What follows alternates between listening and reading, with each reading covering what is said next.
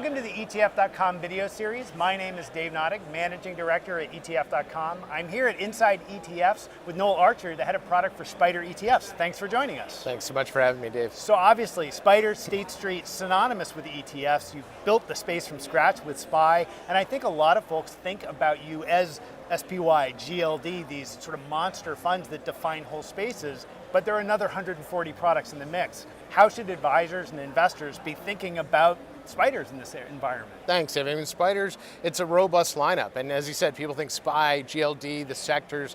We really have something for everyone. And we're one of the few businesses that actually interacts with advisors and with institutions equally. So whether you are looking for a highly liquid product, whether you're looking for a lower cost buy and hold product, we have something in the lineup that's going to satisfy what you need for your portfolio. I think, I look at things like ETF fund flows all the time, and obviously with a fund as huge as SPY, it's always at the top or bottom of the list, depending on how money's moving around. But if you look over the last year, it's actually been things like JNK, the high yield fund, or SJNK, or even things like China with GXC that have really attracted a lot of investor attention. Where are you seeing investor focus? Yeah, well, we're seeing it in some of the obvious areas like low cost. We saw about 19 billion come into the low cost Spider range last year. We continue to see flows in that. It's now shifting sort of from a domestic footprint, moving over towards more of an international footprint.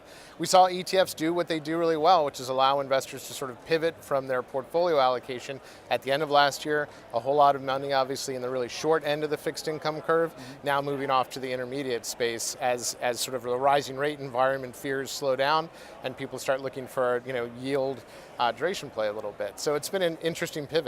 And you mentioned that sort of low-cost lineup. I mean, there's no question we're in the midst of at least a growing awareness of the importance of cost. And you look at something like SPEM, the Emerging Markets Fund that you all run, at 11 basis points, I think it's absolutely the bottom of the barrel in terms of fees. It's the cheapest in the space. In terms of fees, best product out there. And with a product like that, do you think investors get overly focused on fees, or at that level, when you're talking about, say, the difference between maybe a 50 basis point product and 11, that cost really still does matter?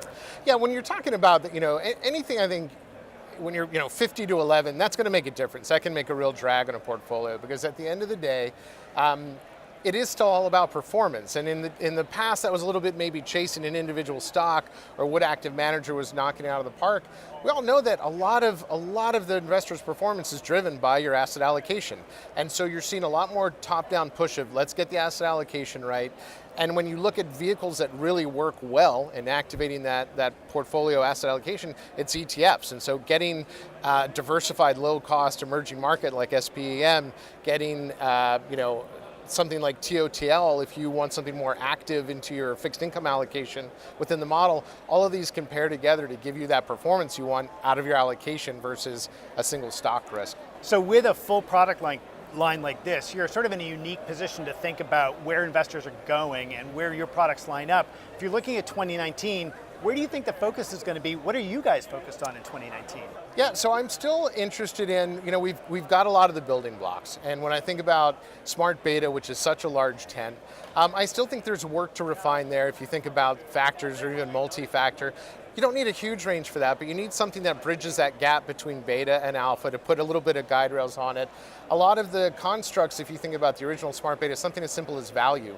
Well, value had a really big dispersion in 2018, 12 points almost between the worst performing to the second worst performing. So you can think about how do you take value and put overlays of quality and put that together just to make a better investor experience. ESG is another one I think we're going to be talking about a lot more in years to come. So you think smart beta and ESG really still are going to be a big part of the product profile going forward? I think it needs to, because the space needs to evolve, and B, it needs time to just season, because these are it's not the market. They're not beta, right? They're smart beta with steps towards alpha, and so investors need to see how do they react over a market cycle, how good is the manager at putting those together, and I think once we've gone through a market cycle with a lot of these products, you'll actually see a little bit more of a pickup. Well, we may have seen a little bit of that market cycle in the last quarter. Noel, thanks so much for joining us, and thank you for joining us here at Inside ETFs. Stay tuned for more.